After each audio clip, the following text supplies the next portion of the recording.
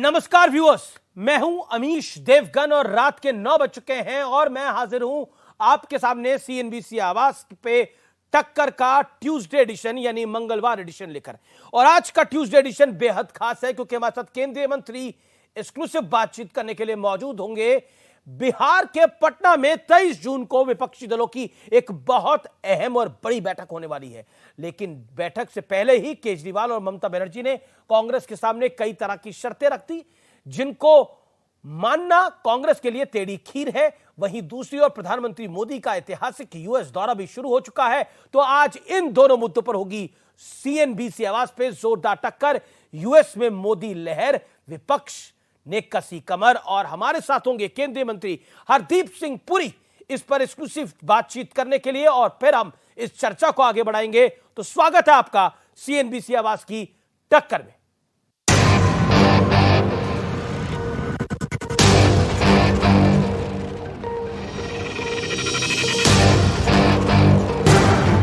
एक तरफ मोदी का ऐतिहासिक दौरा है और अमेरिका में मेगा शो की जोरदार तैयारी है, तो दूसरी ओर पटना में विपक्ष अपना पावर शो यानी ताकत दिखाने की तैयारी में है। लेकिन 23 जून को होने वाली विपक्षी बैठक से पहले ताजा अपडेट देख लीजिए। चर्चा थी अध्यादेश के मुद्दे पर कांग्रेस केजरीवाल के साथ नहीं, इसलिए बैठक में मुद्दा नहीं आएगा।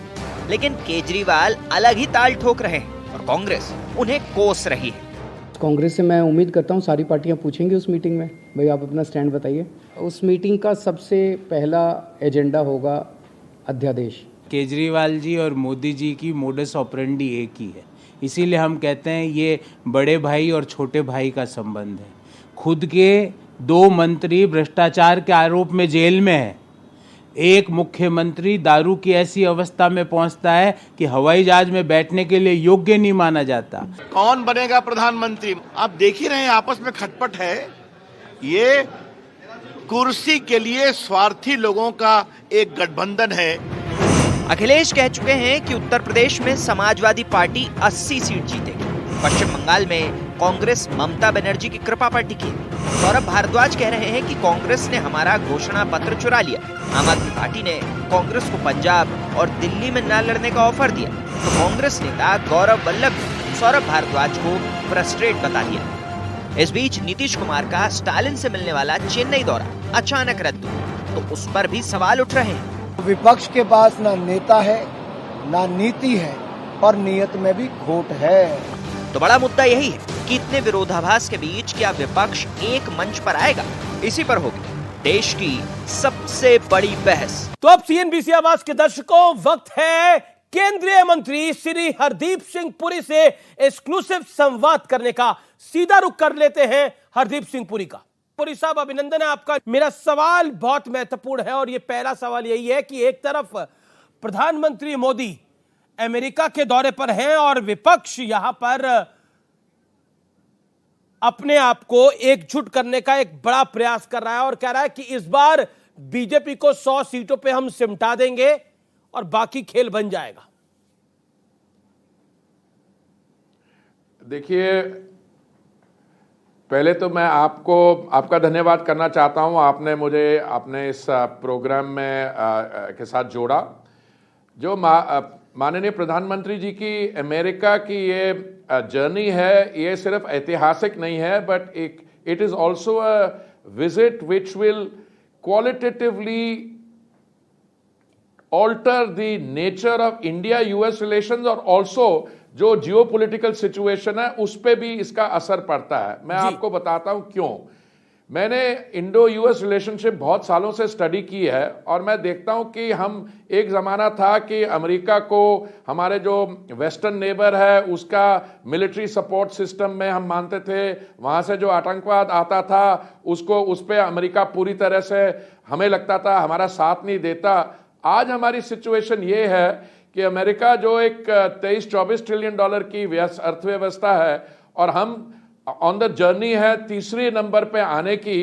हमारी जो डेमोक्रेसीज की स्टैंडिंग है इसमें ग्लोबल मैसेज जाता है। इंडो पैसिफिक में, सब रीजन में, रीजन पे जब माननीय प्रधानमंत्री जी के राष्ट्रपति बाइडेन से चर्चा होगी, चाहे वो चर्चा अफगानिस्तान पे हो, चाहे वो टेररिज्म पे हो, चाहे वो जो टेक्नोलॉजिकल हमारी अपग्रेडेशन हो रही है, aircraft engine, drones, clean energy पे, ये दुनिया भर के लिए एक बहुत इंपॉर्टेंट मैसेजेस है कि इंडिया जिसने डेमोक्रेसी के सिस्टम को यूज करके अपने यहां 9 साल में जो मोदी जी ने कर दिखाया है, और आज ये इंटरनेशनल डायमेंशन फॉरेन और सिक्योरिटी पॉलिसी पे एक बहुत पॉजिटिव इंपैक्ट का स्नेहा जाता है।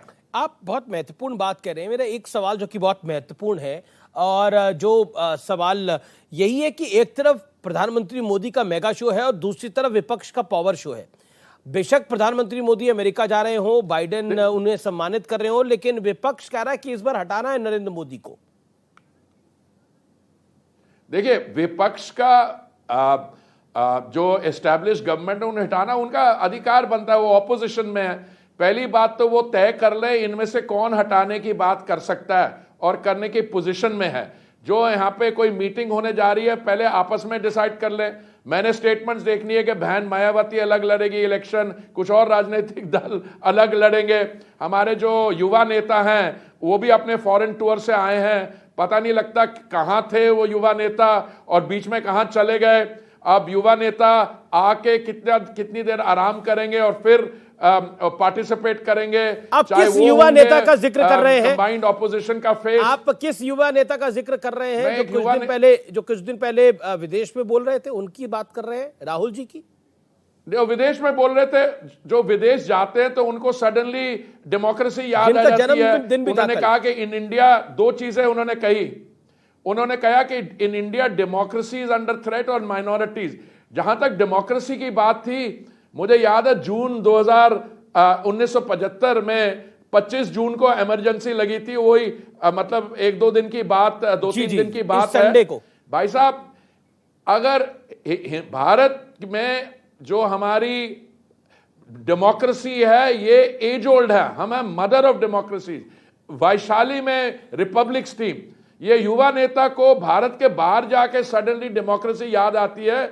उनकी ग्रैंडमदर थी जिन्होंने इमरजेंसी इंपोज की थी, और फिर वो माइनॉरिटीज की बात करते हैं। तो मैं कई बार कह चुका हूं, जब ये युवा नेता की आयु 13 साल थी तो असम में नेली मैसेकर हुआ था। 2000 हमारे भाई बहन उनकी कत्लेआम हुआ, और जब इनकी 14 साल आयु थी तो मेरी कम्युनिटी पे, सिखों पे इन्होंने जो अत्याचार किया और हमारे 3000 हमारी कम्युनिटी के लोग मारे गए। लेकिन देखिए, तो ये किस कॉन्शियस के साथ बात करते हैं? लेकिन देखिए, राहुल जी को हो सकता है कि उनके लोकतंत्र के मायने अलग हो, वो लोकतंत्र के बारे में अलग ढंग से सोचते हो, उनकी युवा सोच हो। हालांकि उम्र उनकी भी 50 से ऊपर हो चुकी है। देखिए, नहीं देखिए वो एक बारी मैंने कहीं पढ़ा था कि youth is a state of mind. अब मेरे जैसे आदमी की जो अगर 70 साल उम्र हो गई या 75 साल उम्र होगी तो मैं कहूंगा मेरा स्टेट ऑफ माइंड यूथ है, वो तो एक बात है, पर ये तो एक्सपीरियंस की बात है। अगर 50 साल की उम्र में आपको ये बेसिक्स नहीं पता लगती तो मैं समझता हूं इसमें कोई ट्रेनिंग की डेफिशिएंसी है, यहां पे कहीं प्रॉब्लम हुई है। लेकिन एक प्रॉब्लम है, आप बेशक माने ना माने, आप माने ना माने कि इस बार आपको कोई चुनौती मिलेगी नहीं मिलेगी, विपक्ष की एकता कमजोर कदम है, लेकिन विपक्ष आपसे 2 कदम आगे है। और वो 2 कदम आगे इसलिए क्योंकि वो कह रहा है कि जब बीजेपी देश से मुक्त हो जाएगी तब हम प्रधानमंत्री कैंडिडेट भी चुन लेंगे। यानी लब्बो लबाब जो हम कहते हैं, एक है दिल्ली की भाषा के अंदर, वो ये है कि पहले मोदी को निपटा लो फिर आपस में निपट लेंगे हम लोग। तो बेसिकली अभी उनका मन ये है कि पहले मोदी से निपटने, आपस में बाद में निपटा जाएगा, और सब बीजेपी बाहर हो जाए और फिर हम सेटल कर लेंगे। तो सीएम पीएम कौन बनना है, बाकी सब कुछ मुझे थोड़ी सी माफ कीजिए, नहीं, मुझे लगता है ज्यादातर उनको चिंता यही है कि पीएम कौन बनेगा।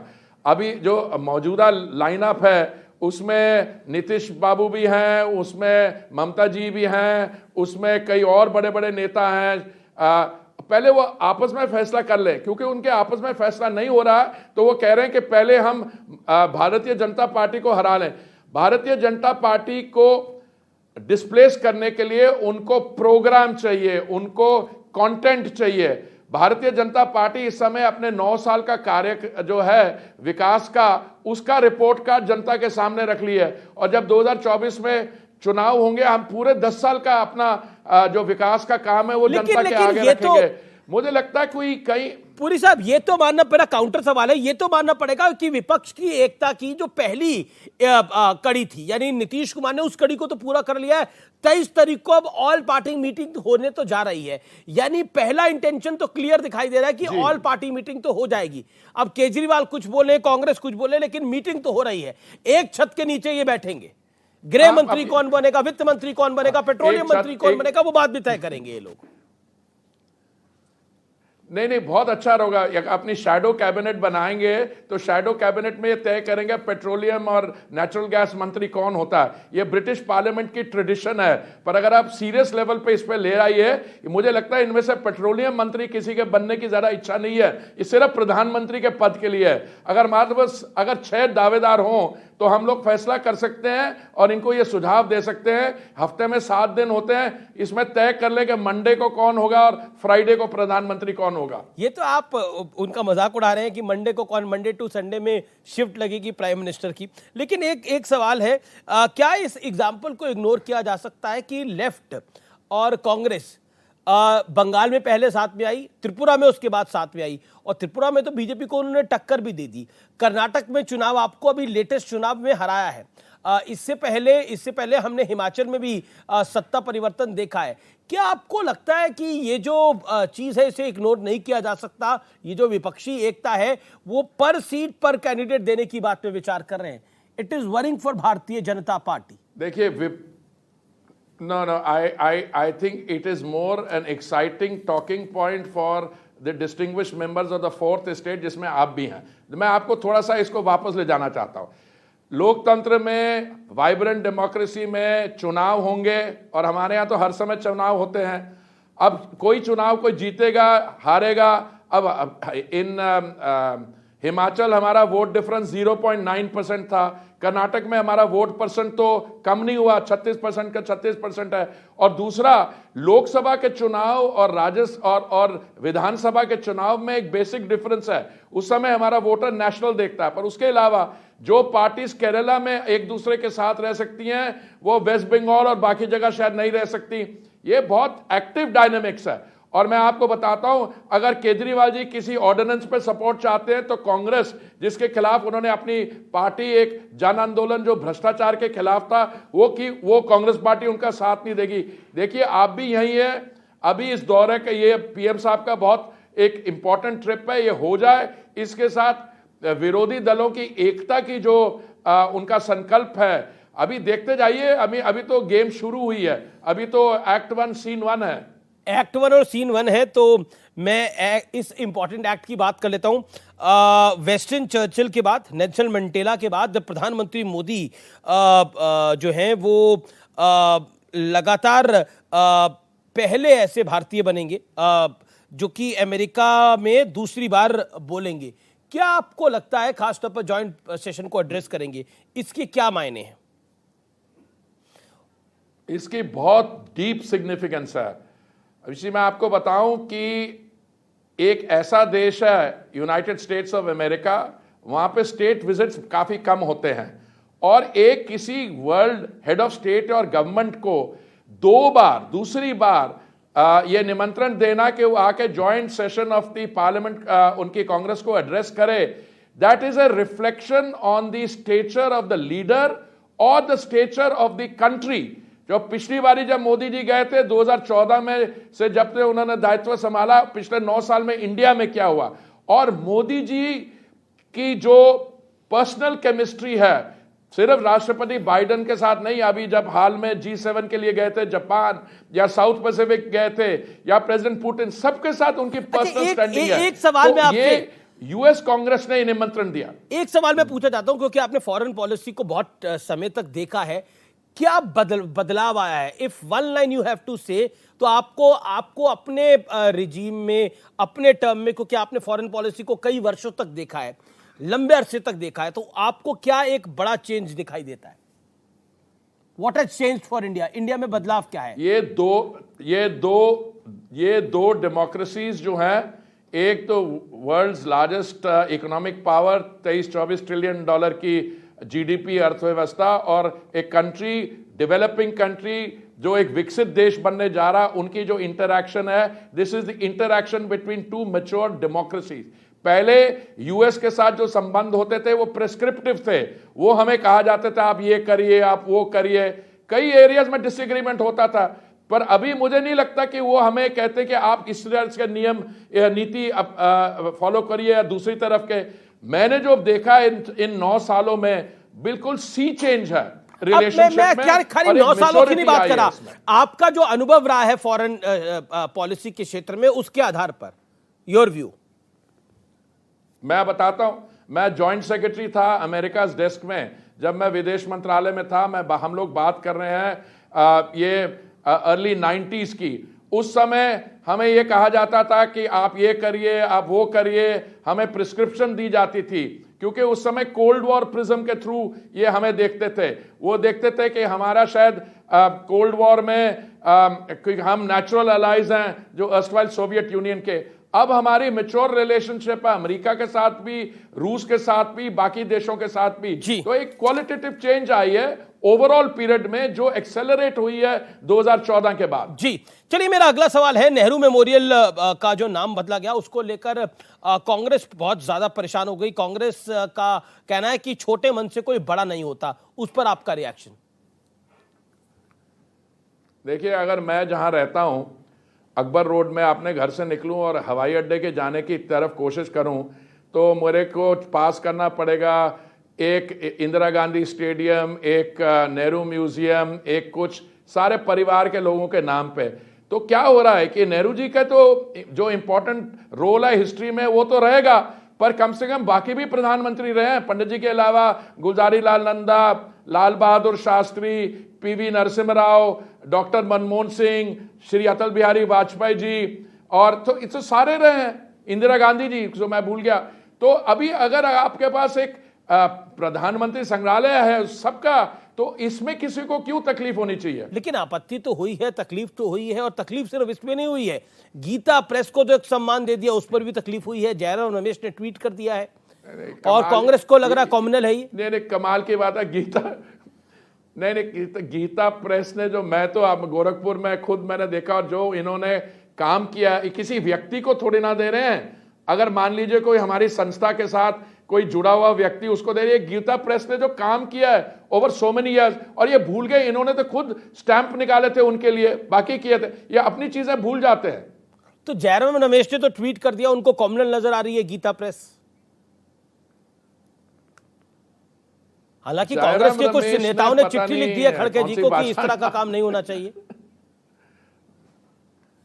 नहीं, खड़गे जी को चिट्ठी लिखे बड़ी खुशी के बाद, जयराम जी की टिप्पणी को आप इतनी सीरियसली क्यों लेते हैं? चलिए, ये वही व्यक्ति है जिन्होंने कहा कि पार्लियामेंट हमें नया चाहिए। इन्होंने वही कहा था, इन्होंने आर्टिकल भी शायद हिंदू में लिखा था, और जब हमने नया पार्लियामेंट मोदी जी ने बना दिया, अब जयराम जी को प्रॉब्लम होनी शुरू हो गई। अब आपने बना दिया तो प्रॉब्लम हो जाती है फिर। लेकिन एक जो बीजेपी की परमानेंट प्रॉब्लम है वो है राहुल गांधी।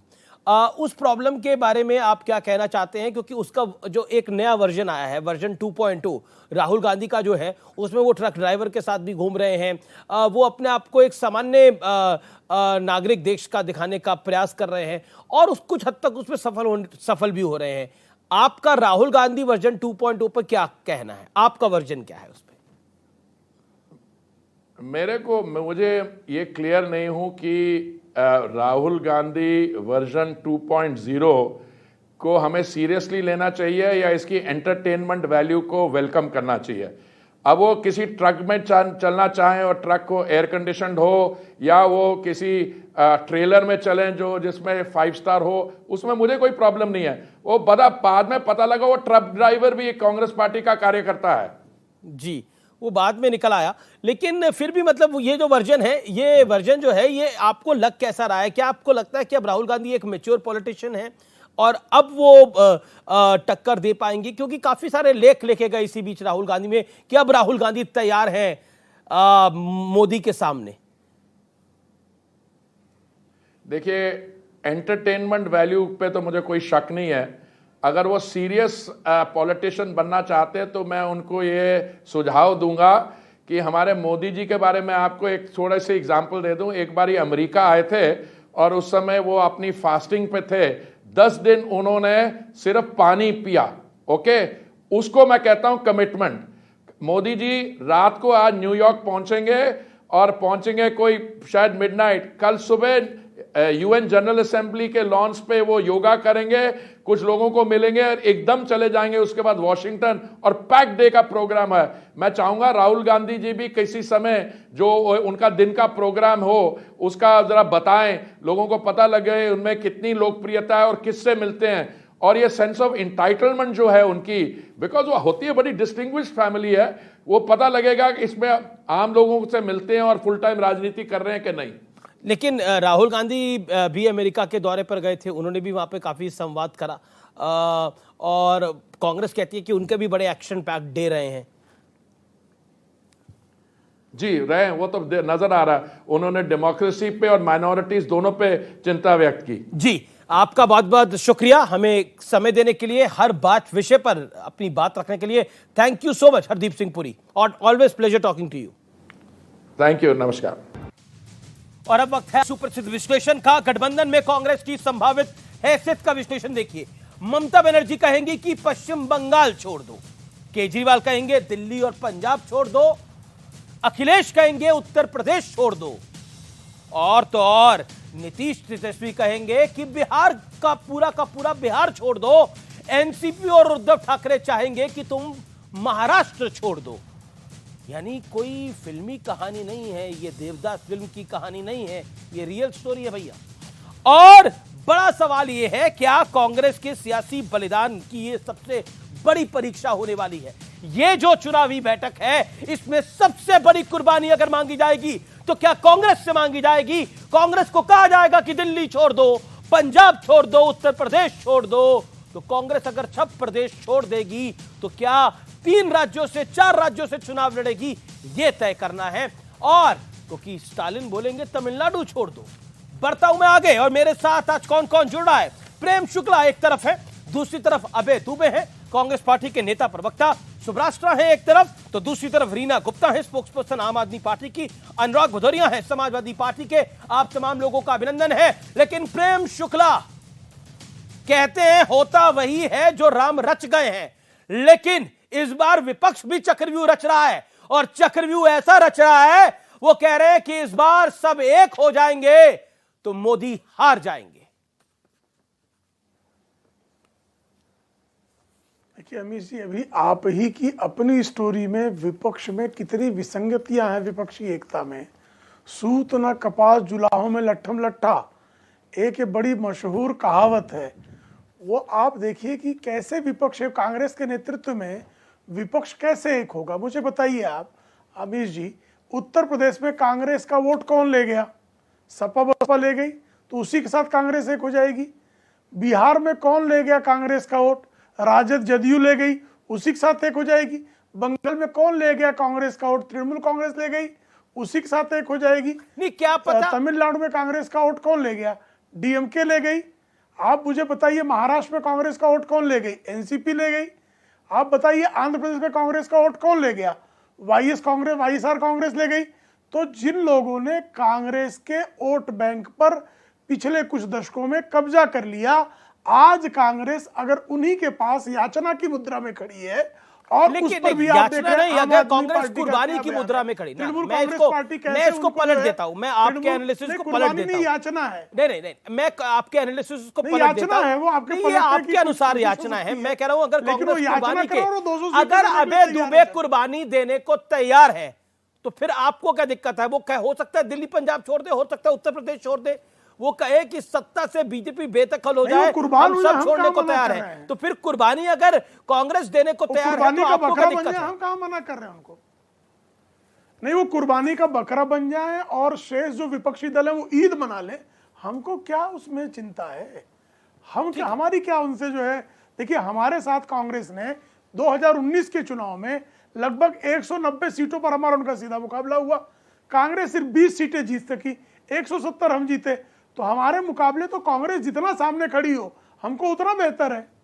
लेकिन अब सब लोग साथ आएंगे तो खेल बिगड़ भी सकता है। मेरे साथ अभय दुबे हैं। अभय दुबे, आज थोड़ी देर पहले हमने ये सुना, आपके नेता गौरव वल्लभ, वरिष्ठ प्रवक्ता जो है पार्टी के, वो कह रहे हैं कि एक मुख्यमंत्री को शराब पी लेते हैं तो उनको हवाई जहाज में कोई चढ़ने नहीं देता।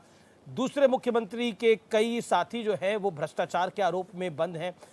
और अरविंद केजरीवाल कह रहे हैं कि मीटिंग का एजेंडा सबसे पहले तो अध्यादेश है, यानी पहला एकता नहीं है, पहला अध्यादेश है। तो अध्यादेश पर आपकी राय क्या है? केजरीवाल के साथ है उस विषय पर आप? अमीश देवगन जी, मीटिंग में मुखरता से कहा जाएगा बेरोजगारी भारत छोड़ दो, बेरोजगारी, महंगाई भारत छोड़ दो, बैंकों की लूट भारत छोड़ दो, व्यवसायिक मंदी भारत छोड़ दो। और जो राजनीतिक दलों ने कहा, उन टीडीपी ने कहा भाजपा छोड़ दो, शिवसेना ने कहा भाजपा छोड़ दो, अकाली दल ने कहा भाजपा छोड़ दो, राजस्थान में आरएलपी ने कहा भाजपा छोड़ दो। भारतीय जनता पार्टी के साथ तो मात्र एक दल रह गया है, अपना दल दो लोकसभा सीटों वाला।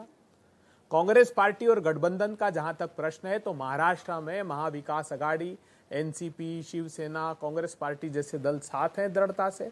अब आप आ जाइए झारखंड में, तो झारखंड मुक्ति मोर्चा और कांग्रेस पार्टी साथ है, वहां पर भी कोई तकलीफ नहीं है। बिहार आ जाइए तो जेडीयू, आरजेडी, कांग्रेस, लेफ्ट साथ हैं दृढ़ता से। सिर्फ बात रह गई वेस्ट बंगाल की, और जैसा कि आपने कहा केजरीवाल जी कह रहे हैं पंजाब और दिल्ली की, तो केजरीवाल साहब, पंजाब और दिल्ली दोनों के लोकसभा चुनाव में हमारा पंजाब में 40% वोट शेयर था, आपका सिर्फ 7% था। अभी ताजी आप हनीमून पीरियड में लोकसभा का चुनाव पंजाब में हार गए साहब, मुंह दिखाने के काबिल नहीं रहे। दिल्ली आ जाओ, दिल्ली में आपका 19% वोट शेयर था जब प्रचंड बहुमत से विधानसभा जीते थे, तो लोकसभा में सिर्फ 19%, हमारा 23% के लगभग वोट शेयर था। तो आप किस मुंह से ये बात कर सकते हैं? पहली बात। दूसरी बात, 2004 में भी यही पूछते थे हमसे पत्रकार लोग। 2004 में भी उत्तर प्रदेश में समाजवादी पार्टी, बहुजन समाज पार्टी से गठबंधन नहीं हुआ। लेफ्ट से हमारा वेस्ट बंगाल में, त्रिपुरा में, केरला में गठबंधन नहीं हुआ, जबकि सरकार थी। लेकिन जब चुनाव हो गए तो 335 सीटों का एक दल, बड़ा दल ने 10 साल तक भारत को अग्रणी भूमिका दी। 10 साल आपने राष्ट्रीय भारत मान लेता हूं, मैं मान लेता हूं गठबंधन आपका बड़ा है, गठबंधन आपका बड़ा है, लेकिन सीटें बीजेपी की बड़ी हैं। सारा गठबंधन एक तरफ, बीजेपी की अपनी सीटें एक तरफ, ये भी सच्चाई है, इसमें भी कोई दोराई नहीं है। लेकिन मैं आम आदमी पार्टी की प्रवक्ता का रुख करता हूं। 11 प्रांतों में नहीं, आप आपने लिए 10-10 सेकंड करके तो काम नहीं होगा ना, बाकी भी प्रवक्ता हैं, मैं बाकी नेताओं का भी रुख कर लेता हूं। मैडम रीना गुप्ता जी, आपकी एक मुख्यमंत्री को शराबी कह रही है कांग्रेस, दूसरे मुख्यमंत्री के लिए वो जिस शब्दों का इस्तेमाल कर रही है वो कह रही है कि ये जो मुख्यमंत्री हैं इनके तो कई लोग जो हैं वो जेल में बंद हैं, मतलब भ्रष्टाचारी कह रही है। और आप बैठक में साथ बैठेंगे, और फिर अरविंद जी कह रहे हैं कि बैठक का सबसे बड़ा एजेंडा जो होगा वो एक यही होगा, ऑर्डिनेंस। कांग्रेस कह रही है ना ना ना। जवाब दीजिए मैडम। देखिए अमीश जी, कांग्रेस के छुटभइये नेता कुछ भी बोलते रहें, लेकिन हमें पूरा विश्वास है कि कांग्रेस पार्टी जो है संविधान को बचाने की बात करेगी, इस देश में लोकतंत्र को बचाने की बात करेगी। और ये जो ऑर्डिनेंस है, ये ऑर्डिनेंस ने बिल्कुल भारत के संविधान का गला घोटने का काम किया है। और विपक्षी यूनिटी की आप लोग बात करते रहते हैं, विपक्ष तो साथ में है ही, बाकी देश के 140 करोड़ लोग, रोजगार के जो मारे हुए लोग हैं, जो युवा लोग हैं, जो गृहिणी हैं, जो किसान हैं, वो सारे लोग एकजुट हो गए हैं और सब लोग मिलके सिर्फ एक नारा दे रहे हैं कि भारतीय जनता पार्टी को निकाल के बाहर फेंकना पड़ेगा, तभी हम देश को बचा सकते हैं। आपने कांग्रेस के नेताओं के लिए एक शब्द का इस्तेमाल किया कि छुटभइया नेता। एक नेता अजय माकन है जो फॉर्मर मिनिस्टर हैं, दिल्ली असेंबली के स्पीकर रह चुके हैं और कई बार के सांसद रह चुके हैं। एक गौरव वल्लभ है, कांग्रेस पार्टी के मुख्य प्रवक्ताओं में से एक है। आपको लगता है ये सब लोग छुटभइया हैं? संदीप दीक्षित है जो 2-3 बार के सांसद रह चुके हैं, ये सब लोग छुटभइया हैं? गौरव वल्लभ की बात तो आज की मैंने चलाई, ये सब छुटभइया हैं? देखिए अमीश जी, क्योंकि बहुत सारे ऐसे नेता हैं जो ये बयान दे रहे हैं जिनका कि दिल्ली में और पंजाब में उनकी राजनीति खत्म हो चुकी है केजरीवाल जी के आने के बाद। तो कांग्रेस की बहुत खत्म हुई सारे है लोग ना? ऐसे बयान दे रहे हैं, लेकिन मुझे अभी भी पूरा विश्वास है कि कांग्रेस के जो सीनियर लीडरशिप है वो देश के संविधान में, देश के लोकतंत्र में उनका पूरा भरोसा है। ये और बड़ा लड़ाई पॉइंट है। जो है जी, जी, जी। ये छोटे मोटे स्टेट्स, अमित जी मुझे बोलने दीजिए प्लीज, कंप्लीट करने Yeah, make your दीजिए। point, make ये your point. छोटा मोटा एक स्टेट की राजनीति नहीं है, ये उससे बहुत ऊपर उठ के देश को बचाने की, संविधान को बचाने की बात हो रही है। ये अच्छा मुझे पॉइंट आपने लगता बोला, है ये कि अच्छा सब पॉइंट लोग बोला। अबे भाई petty अबे भाई politics आप से बड़ी, ऊपर आप उठ राष्ट्रीय के- पार्टी हैं, आप छोटे मोटे स्टेट को छोड़ दीजिए। पंजाब छोटा स्टेट है, दिल्ली छोटा स्टेट है, छोड़ दीजिए। उत्तर प्रदेश मान लेते हो बड़ा स्टेट है, वो भी छोड़ दीजिए। छोड़ दीजिए इन स्टेट को, आप देश की राजनीति करिए, आप देश की पॉलिटिक्स करिए। मतलब ये कुल मिलाकर कहा जा रहा है कि पहली, दूसरी, तीसरी, चौथी, पांचवी पास मत करिए, सीधा छठी में आ जाइए। तैयार है इसके लिए? विडंबना देखिए कि इनके राजनीतिक दल में कोई बड़ा है नहीं, सारे ही छुट भैये हैं। जो टॉप टू बॉटम बयान देते हैं सब छुट भैये हैं, और छुट भैयों जैसे ही बयान देते हैं। ये बात सही है, कांग्रेस पार्टी ने हमेशा संविधान में आस्था रखी है, और जो भी कांग्रेस पार्टी निर्णय लेती है वो प्रजातंत्र को बचाने का लेती है, प्रजातंत्र के समर्थन में दृढ़ता से खड़े होकर लेती है। लेकिन कांग्रेस पार्टी की शरण में आने से पहले केजरीवाल साहब को क्षमा मांगना चाहिए। इन्होंने ही तो दुष्प्रचार कांग्रेस पार्टी के खिलाफ किया था, आज तक कोई प्रमाण उसके नहीं मिले, एक केस के नहीं मिले।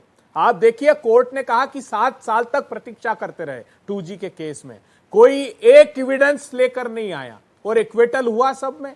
तो इनको क्षमा मांगनी चाहिए। हाँ, कांग्रेस पार्टी हमेशा प्रजातंत्र के समर्थन में खड़ी रहती है, ये बात हम दृढ़ता से कहते हैं। लेकिन आज बड़ी लड़ाई है जो भारतीय जनता पार्टी, ठीक है, जवाब ले लेते हैं, जवाब ले लेते हैं। सेठों को, रीना गुप्ता जवाब, रीना गुप्ता जवाब। आमदनी 27 रुपए आपके टॉप टू बॉटम सभी नेता छुट भैये हैं, लूट मची हुई है, उसके खिलाफ दृढ़ता से लड़ा। ठीक है। अमीश जी ये शो आपने कांग्रेस बनाम आम आदमी पार्टी में कन्वर्ट कर दिया है क्या? लेकिन मैं जवाब देती हूं। देखिए, जो भी जनता के पास जनता के मुद्दों को हल करेगा, जो बढ़िया गवर्नेंस मॉडल देगा, जनता उसको चुनेगी। दिल्ली और पंजाब में दोनों जगह हमने कांग्रेस को मात दी है, और वो इसी वजह से दी है क्योंकि हमने काम की राजनीति करी। और आज हम ये कह रहे हैं कि जो देश को संविधान की बचाने की लड़ाई है, उसमें हम सबको अपने स्टेट्स की छोटी पॉलिटिक्स से ऊपर उठ के तो आप ये एडवाइस जो कांग्रेस को दे रहे हैं, मैडम रीना जी जो आप एडवाइस कांग्रेस को दे रहे हैं, अगर कांग्रेस आपको ये एडवाइस दे, ठीक है आपको देश की राजनीति करनी है तो आप दिल्ली छोड़ दीजिए, दिल्ली में कांग्रेस को चुनाव लड़ने दीजिए। बताइए, आप तैयार हो जाएंगे? मैं सवाल पूछ रहा हूं आपसे।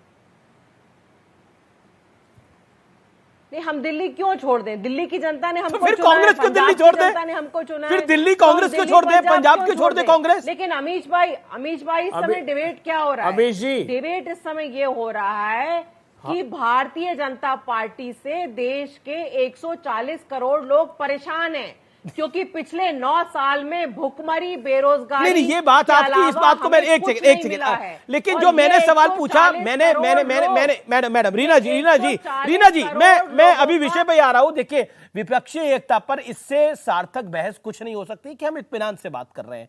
मैंने बड़ा सरल सवाल पूछा। आप कह रहे हैं, सब कह रहे हैं कि कांग्रेस तो देवदास बन जाए। माफ करिए, मैं एक फिल्म को कोट कर रहा हूं, क्योंकि उसमें बोलता है कि चुन्नी बाबू ये छोड़ दो, चुन्नी बाबू वो छोड़ दो। कोई कहता है महाराष्ट्र छोड़ दो, कोई कहता है उत्तर प्रदेश छोड़ दो, कोई कहता है दिल्ली छोड़ दो, कोई कहता है पंजाब छोड़ दो। तो कांग्रेस सब छोड़ दे, लेकिन कांग्रेस के लिए कोई कुछ नहीं छोड़ेगा।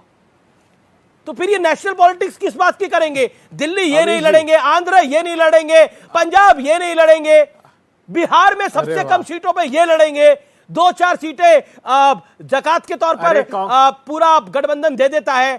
क्या आपको लगता नहीं है कि कांग्रेस के साथ 9 साल में पहली बार 9 साल में पहली बार इतना समर्पण का भाव कांग्रेस के प्रति दिखाया? अमित जी, हम तो बोल रहे हैं कि स्टेट लेवल पॉलिटिक्स अलग है, आज कमाल कर दिया। नेशनल लेवल पॉलिटिक्स अलग है। कोई किसी को कुछ छोड़ने के लिए नहीं बोल रहा है। हम अच्छा, बोल रहे फिर हैं आप- national level politics, state level politics अलग अलग है। नहीं तो पंजाब उसको पंजाब दोनों पे को 13 नहीं लोकसभा जोड़ना सीटें आती है। चाहिए। एक बात बताइए, पंजाब में विधानसभा चुनाव आप लड़िए, लोकसभा कांग्रेस लड़े, करिए फैसला आप लोग। और कांग्रेस विधानसभा कर छोड़ने को तैयार है तो निर्णय करिए ना आप लोग आपस में। ये अमीश जी ये बिल्कुल करेंगे आपस में बैठ के। अमीश जी टीवी चैनल पे नहीं होंगे ये निर्णय, ये आपस में मिलकर अरे बैठ के आप 23 उनको तारीख को आपके ये नेता सारे उनको निर्णय छुटभैया होंगे, कह रहे सारे हैं, वो discussion आपके होंगे। मुख्यमंत्री को शराबी कह रहे हैं, आप कह रहे टीवी चैनल को तो बाइट दी जा रही है। ये सब कुछ ये पर्सनली फोन पे बोला जा रहा है। अमीश जी 23 तारीख को ये सारे डिस्कशंस होंगे और 23 तारीख शराबी को क्यों ये बोला भी गया? डिस्कशन होगा कि कैसे भारतीय जनता पार्टी अमीश से जी। मुक्ति दिलानी है देश को। ठीक पूरा है। देश परेशान है, ठीक समय है, और ठीक है, वेट कर ओके रहा ओके, है कि देश कब परेशान चुनाव है। आए और एक भारतीय सेकंड जनता पार्टी को बाहर निकाला जाए। मेरे साथ शुभराष्ट्र है, शुभराष्ट्र है अनुराग भदौरिया बड़े फिल्मी है और इन्होंने देवदास फिल्म देखी होगी, इनको डायलॉग याद भी आ गया, मुस्कुरा भी रहे थे। अनुराग बाबू वो देवदास फिल्म देखी है ना? किसी ने बोला पारो को छोड़ दो, हाँ, किसी ने देखिए। बोला ये हाँ। घर छोड़ दो, मैंने सब कुछ छोड़ दिया। लेकिन कांग्रेस से तो आप लोग इतनी बड़ी कुर्बानी मांग रहे हो कि सब कुछ छोड़ दे। कांग्रेस नेशनल लेवल पॉलिटिक्स अमीश करे, जी, सारे अमीश जी, प्रदेश छोड़ के नेशनल पॉलिटिक्स करे। अमीश जी, मतलब कांग्रेस पार्टी 25 सीटों के अमीश- साथ 40 सीटों के साथ नेशनल लेवल पॉलिटिक्स करे। अरविंद केजरीवाल जी अपनी राजनीति करेंगे, अखिलेश बाबू अपनी करेंगे, तेजस्वी बाबू अपनी राजनीति करेंगे। मतलब आपने कांग्रेस को बना क्या दिया है? अच्छी बात, अच्छा लग रहा है अमीश जी, आप विपक्ष की चिंता कर रहे हैं। हाँ, वो बात जरूर है कि आप किस वजह से कर रहे हैं, हमारे प्रवक्ता समझ गए होंगे। इसलिए अपने साथी प्रवक्ताओं से कहूंगा मैं कि इस सब बातों में मत आओ, क्योंकि ये हमारी चिंता नहीं कर रहे हैं, ये दरअसल में हमें लड़ाना चाहते हैं। सवाल ये नहीं है अमीश जी, सवाल ये है कि राष्ट्र के लिए सब एक साथ खड़े हैं। हमारे वैचारिक मतभेद हो सकते हैं, इसमें कोई दो राय नहीं, क्योंकि अलग दल हैं, अलग पार्टियां हैं, वैचारिक मतभेद होंगे ही, लेकिन मतभेद नहीं है। चलिए आपकी बात को ऊपर रख दिया अनुराग भाई, आपकी बात को ऊपर रख दिया। राष्ट्र के नाम पर 80 में से कांग्रेस को कितनी 80 में से कितनी सीटें? 25 सीटें राष्ट्र के नाम पर, मेजोरिटी आप लड़िए, 25 कांग्रेस को देंगे राष्ट्र के नाम पर। अच्छा बोल राष्ट्र के नाम तो पर। अमीश भाई, आप तो मेरे मित्र क्यों परेशान हो रहे हैं? बोलने दीजिए ना। मैं तो बोलने नहीं दे रहा हूं आपको। थोड़ी देर बोलने दीजिए। हाँ, हाँ। देखिए, ये टीवी डिबेट पे हम नहीं बता सकते, लेकिन ये तय है कि विपक्ष एक साथ नजर आएगा। हो सकता है, हमने बार बार बोला, हो सकता है कि चीजों में आप 80 में 80 यहां पे उत्तर प्रदेश में बीजेपी हारेगी, ये तय है, ये तय मानिए। कैसे हारेगी ये तो मैं टीवी डिबेट में नहीं बताऊंगा, बिल्कुल ये तो भाई 23 तारीख को बैठेंगे, मैंने नेता देखा बैठेंगे, है। आपस में तय आपको होगा, कैसे प्रत्यक्ष तय को होगा, प्रमाण आपको की क्यों जरूरत बताया, क्या? मैंने बताइए देखा है जरा। 2019 के अंदर, 2018 के अंदर आप यही कहते थे, बहन जी अब बुआ जी और भतीजा एक साथ आए हैं। देखिए 80 में से बीजेपी को 1-2 मिल जाए तो बड़ी बात है, लेकिन जब 2019 का नतीजा आया 11 बजे के बाद आप नहीं दिखे थे। ये बात सच है ना? अब सुन तो लीजिए, 2019 के चुनाव का नतीजा जब आया तो 11 बजे के बाद आप नहीं दिखे थे मुझे। क्या है, आप बोलने नहीं दोगे? अब आप तब कांग्रेस आपको कहती रही 2019 के अंदर कि हमको भी 15 सीटें दे दो, 5 दे दो, 10 दे दो, लेकिन आपने एक को नहीं दी, एक को सीट नहीं दी कांग्रेस को। अरे सुन तो लीजिए भाई, मेरी बात ही नहीं बोलने दोगे तो फायदा क्या भाई? अगर आपने हमें सम्मान पूर्वक बुलाया है तो सम्मान पूर्वक बोलने दीजिए। हाँ, बोलिए। अगर आप ही सब बात हमारी बोल देंगे तो हम अपनी बात क्या करेंगे? मैं कह रहा हूं कि देखिए, इसमें विपक्ष एक है। आप बिल्कुल सही कह रहे हैं कि दलों में आपस में मतभेद है, यहां बयानबाजी भी सुनने को मिल रही है, लेकिन यह भी तय है कि देश में अभी भारतीय जनता पार्टी को जनता ने हटाने का मन बना लिया है। क्यों बना लिया है? मैं चलिए, इस समय की बड़ी खबर मेरे पास यही है, अनुराग इसको क्लैरिफाई करिएगा अगर मैं गलत बोल रहा हूं। जो मैं अनुराग भदौरिया की लगभग व्यूअर्स, बड़ी ब्रेकिंग स्टोरी है अनुराग भदौरिया जो दे रहे हैं, 80 में से कांग्रेस को एक बड़ा शेयर मिलेगा। अनुराग, आई एम राइट? यही आप कह रहे हैं? अरे मैंने 80 में बोला से कांग्रेस को बड़ा शेयर मिलेगा। ये आपको क्यों बताएं? 80 में 80 भारतीय जनता पार्टी हारेगी। अखिलेश जी कह रहे हैं 80 के 80 समाजवादी पार्टी जीतेगी। आप कह रहे हैं अखिलेश जी ने 3 दिन पहले कहा कि 80 में से 80 सपा जीतने जा रही है। अरे सुनना ही नहीं, अखिलेश जी ने बोला ना, आप अखिलेश जी की बात को काउंटर कर रहे हैं। बिल्कुल जीतेगी, इसमें दिक्कत क्या है? तो उन्होंने बोला समाजवादी अरे पार्टी बिल्कुल जीतती जा रही है। भाई, परेशान आप क्यों हैं कह रहे हैं में कांग्रेस से को आप 80 सीटें देंगे, 80 में समाजवादी से। पार्टी जीतेगी, कितनी? भारतीय जनता पार्टी हारेगी। मतलब अब कैसे मैं सीटें समाजवादी नहीं मांग रहा पार्टी आपसे, जीतेगी? मुझे आपको पता क्यों आप नहीं बताया? बता पाएंगे, लेकिन कांग्रेस को समाजवादी पार्टी सीटों का बड़ा शेयर देगी, ये आप ऐलान कर रहे हैं यहां पर। दिक्कत यह है अमीर जी, दिक्कत यह है कि आप अपने सब दूसरे के मुंह में डालना चाहते हैं, वो होगा नहीं, क्योंकि विपक्ष बहुत होशियार है अमीर जी, इस बार समझदारी से चल रहा है, फूक के कदम रख रहा है, क्योंकि वो ये भी जानता है कि वो भी ये भी जानता है कि हमारे साथी लोग अपना शब्द अपने मेरे मुंह में डालना चाहते हैं, लेकिन ये तय है कि देश की जनता भारतीय जनता पार्टी बिल्कुल देश की जनता बीजेपी को हटाना चाहती है। सुब्राष्ट्रा काफी देर से इंतजार कर रही है, फिर मैं आऊंगा आपके पास प्रेम शुक्ला जी। सुब्राष्ट्रा जी, सुनिए, सुब्राष्ट्रा, देश की जनता बीजेपी को हराना चाहती है, बेरोजगारी के मुद्दे पर निपटाना चाहती है, हुआ सब कुछ करना चाहती है, लेकिन सारी कुर्बानी ये लोग एक ही दल से चाहते हैं। देवदास तो आपने भी देखी होगी, बड़ी हिट फिल्म रही है, मुझे तो उसका डायलॉग पता नहीं क्यों बार बार ध्यान में आ रहा है। जी, जिनसे कुर्बानी चाहते हैं वो इस विषय पर बोलना चाह नहीं रहे, और जो कुर्बानी देने के लिए लालायित हैं वो कह रहे हैं कि वैचारिक मतभेद होते हैं हर पॉलिटिकल पार्टी के साथ। मैं जानना चाहती हूं कि ऐसा कौन सा वैचारिक मतभेद होता है कि आप अपने साथ खड़े हुए साथी को शराबी बोल दें? ये ऐसा वैचारिक मतभेद तो मैंने आज तक जितने भी बौद्धिक विमर्श में बैठी हूं कहीं नहीं सुना कि आप में ऐसा वैचारिक विमर्श करते करते आप इतना उत्तेजित हो गए कि आपने किसी को शराबी बोल दिया। जिनको बोला वो बुरा नहीं मान रहे, या अगर वो बुरा मान रहे हैं तो वो आपको छुटभैये नेता बोल दे रहे हैं। तो ये किस तरीके की राजनीति है आमिर जी, ये मेरे समझ से परे है। लेकिन एक चीज स्पष्ट है कि जिस ऐतिहासिक दिन पर ये विपक्षी एकता के नाम का डंका बजने वाला है, वो दिन हमें भूलना नहीं चाहिए। उस दिन हमारे देश में इमरजेंसी आई थी कभी, और जिस दिन इमरजेंसी आई थी, और इमरजेंसी जब आई थी तो जिन जिन नेताओं को कांग्रेस पार्टी ने प्रताड़ित किया था बौद्धिक रूप से, शारीरिक रूप से, मानसिक रूप से, उन सभी नेताओं, उन सभी पॉलिटिकल पार्टीज और उन सभी नेताओं के बाद के जनरेशन के लोग आज बैठे हैं। तो मैं ऐसा क्यों नहीं मानूं कि परिवारवाद की चाशनी पी करके ये लोग इतने मदमस्त हो चुके हैं कि इनको अपने पुरखों की कुर्बानियां याद ही नहीं है। तो ये किस विपक्षी एकता की बात हो रही है? विपक्ष तो स्वयं अपने पैर के ऊपर वैचारिक कुल्हाड़ी मार रहा है, और फिर बात करते हैं, बड़े बड़े अल्फाज कहे जाते हैं कि हम विपक्षी एकता की बात कर रहे हैं। हम विपक्ष बहुत होशियार हो गया है। विपक्ष अगर होशियार हुआ होता तो किसी भी दिन बैठक रख लेते। आप इमरजेंसी की बरसी पर बैठक नहीं रखते।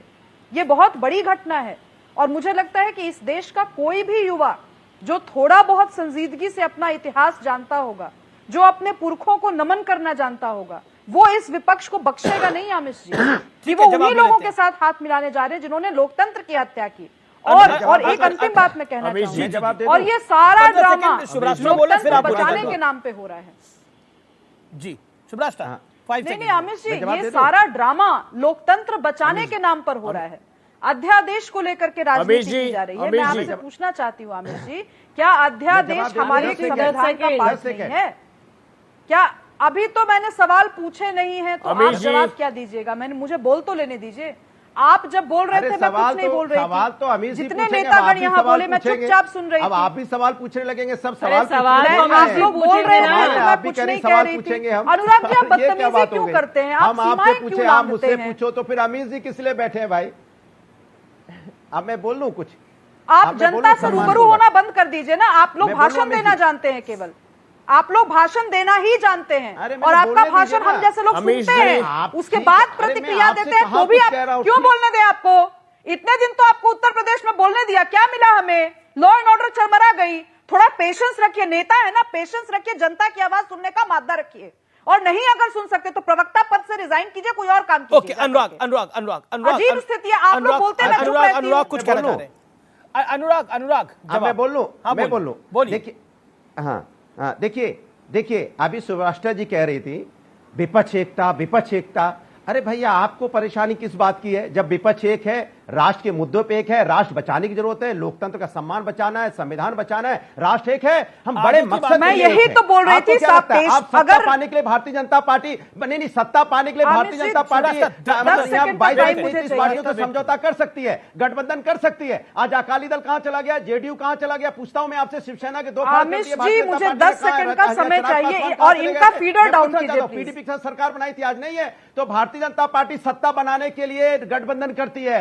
अरे जो उन्होंने इमरजेंसी पे सवाल जवाब देना चाहूंगी, क्योंकि इमरजेंसी में आपके नेता कहां थे, उसका तो जवाब दीजिए अनुराग बाबू। और हमें जरूरत है कि यहाँ किसानों की बात हो, युवाओं की बात हो, महिला समस्या पे बात हो, इसलिए हम विपक्ष एक साथ खड़े हैं, राष्ट्र के मुद्दों पे एक साथ खड़े हैं, कोई व्यक्तिगत फायदे के लिए नहीं खड़ा यहाँ पे। होता आपने अपनी बात को रखा, उन्होंने जो एक बड़ा तार्किक बात रखी, उन्होंने जो सुभराष्ट्र ने बात रखी, उसका जवाब मिलना चाहिए था, आपको देना चाहिए था। आपके सर्वोच्च नेता मुलायम सिंह यादव को किसने जेल में डाला था? किसके शासन में वो जेल में गए थे, बताइए ना। बता दूं किसके शासन में जेल में गए थे? सुन तो लीजिए आमिष जी, मैं 15 सेकंड का समय ठीक है, 15 सेकंड सुभराष्ट्र, आप जवाब अपना तैयार रखिए, पहले सुभराष्ट्र बोल ले, फिर आप बोलिएगा। 15 सेकंड सुभराष्ट्र, देन यू। आमिष जी, मैं ये समझना चाहती हूँ कि ये जो बिना धैर्य के नेता बैठते हैं यहाँ पर, पहले सुन तो लें कि सवाल क्या पूछा जा रहा है, और ये एरोगेंस मत दिखाइए कि सवाल मैं सवाल पूछूंगी क्योंकि मैं वोटर हूं आपकी। आपको कन्विंस करना है मुझे कि विपक्ष एक है कि नहीं है। और दूसरी चीज, क्यों नहीं कीजिएगा कन्विंस की तरफ से बात आप बोलेंगे, अपने फिर कोई कहेंगे वोटर जवाब मैं प्रोटेस्ट करने बैठे होंगे ना। और आप तो बीजेपी मैं बीजेपी की तरफ से क्या बात बोल रही हूँ भाई साहब? इमरजेंसी की बात करना, बीजेपी की बात करना है। तो आप विपक्ष की मुलायम सिंह यादव को जब डाला गया था जेल में, तो वो बीजेपी के थे। हमारी भी बात कीजिए, अजीब स्थिति है। अभी मैंने बोला कि लोकतंत्र बचाने, अमित जी ये बदतमीज नेता है और ऐसे गुंडों के साथ में बात नहीं कर रहे। वक्त एक अंतराल का है, लेकिन अंतराल के उस पार टक्कर का मंगलवार एडिशन यानी ट्यूसडे एडिशन जारी है। आप देख रहे हैं सीएनबीसी आवाज पे टक्कर का ट्यूसडे एडिशन। और अब बात कर लेते हैं प्रधानमंत्री मोदी के अमेरिकी दौरे से जुड़ी हुई और उसके कुछ इंटरेस्टिंग फैक्ट्स की। प्रधानमंत्री मोदी 21 से 24 जून तक अमेरिका के दौरे पर रहेंगे। सबसे पहले मैं आपको इस दौरे के कुछ की हाइलाइट्स बता देता हूं, जैसे क्रिकेट में बताए जाते हैं। प्रधानमंत्री मोदी पहली बार अमेरिका की स्टेट विजिट पर है। 22 जून को अमेरिकन प्रेसिडेंट जो बाइडेन प्रधानमंत्री के सम्मान में स्टेट डिनर को होस्ट करेंगे। यह बहुत महत्वपूर्ण है। प्रधानमंत्री मोदी से पहले 1963 में पूर्व राष्ट्रपति सर्वपल्ली राधाकृष्णन और 2009 में पूर्व प्रधानमंत्री डॉक्टर मनमोहन सिंह अमेरिका के स्टेट विजिट कर चुके हैं। प्रधानमंत्री मोदी पहले भारतीय राष्ट्राध्यक्ष हैं जो दूसरी बार अमेरिकी संसद को संबोधित करेंगे। इससे पहले 1949 में पंडित नेहरू, 1985 में राजीव गांधी, 1994 में 1994 में नरसिम्हा राव, 2000 में अटल बिहारी वाजपेयी, 2005 में डॉक्टर मनमोहन सिंह एक बार अमेरिकी संसद को संबोधित कर चुके हैं। सबसे गर्व करने वाला फैक्ट यह है कि प्रधानमंत्री मोदी से पहले पूर्व ब्रिटिश पीएम विंस्टन चर्चिल 1941, 1943, 1952 में 3 बार अमेरिकी संसद को संबोधित कर चुके हैं, जबकि दक्षिण अफ्रीका के महान नेता नेल्सन मंडेला 1990 और 1994 में ऐसा कर चुके हैं।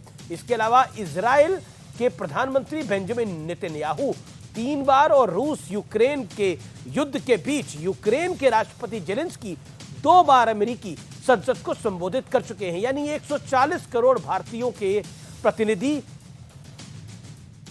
बनकर विंस्टन चर्चिल, नेल्सन मंडेला के बराबर खड़े हो गए हैं।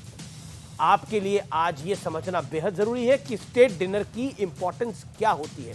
राजकीय भोज एक तरह का एक बड़ा सम्मान है जो एक ताकतवर राष्ट्राध्यक्ष दूसरे ताकतवर राष्ट्राध्यक्ष के सम्मान में आयोजित करता है, ताकि दोनों देशों के बीच संबंध और ज्यादा मजबूत हो सके। लेकिन दूसरी ओर भारत में अलग ही तरह की पॉलिटिक्स हो रही है। सियासी खिचड़ी पकाने की कोशिश हो रही है। 2024 में मोदी को सत्ता से हटाने के लिए विपक्षी दल एकजुट होने का फॉर्मूला तलाश रहे हैं, वो भी इमरजेंसी के दिन से एक दिन पहले। मोदी के खिलाफ विपक्ष अपनी पार्टियों की विचारधारा से भी एक बड़ा कॉम्प्रोमाइज करने को तैयार हो गया है। एक दूसरे को पानी पी पी कर कोसने वाले आम आदमी पार्टी और कांग्रेस इस बैठक में शामिल होंगे। वहीं कांग्रेस पर जमकर हमला करने वाली ममता बनर्जी भी बैठक में आएंगी। अखिलेश यादव पहले ही यूपी में सभी 80 सीटें जीतने की हुंकार भर चुके हैं, यानी समाजवादी पार्टी के। लेकिन विपक्ष की बैठक का वो भी हिस्सा बनेंगे। एक होता है बेमेल गठबंधन और एक होता है पोल सपाट। यानी धरती के दो अलग अलग ध्रुव। विपक्षी दलों की मौजूदा यारी फिलहाल कुछ ऐसी ही नजर आ रही है। इस बैठक से कुछ नतीजा निकलेगा या फिर ये फोटो ऑफ बनकर ही रह जाएगा, ये तो आने वाले कुछ महीने तय करेंगे। लेकिन अभी एक बात तो साफ है कि पीएम मोदी को आज दुनिया लेजेंड्स की कैटेगरी में रख रही है। देश में भी उनके खिलाफ कोई अपने बूते चुनाव लड़ने और जीतने की शायद सोचता भी नहीं है। इसलिए महागठबंधन की कोशिशें हो रही हैं। लेकिन बड़ा सवाल यह है कि क्या विचारधारा के साथ कॉम्प्रोमाइज करने वाली थ्योरी जनता का हजम हो पाएगी?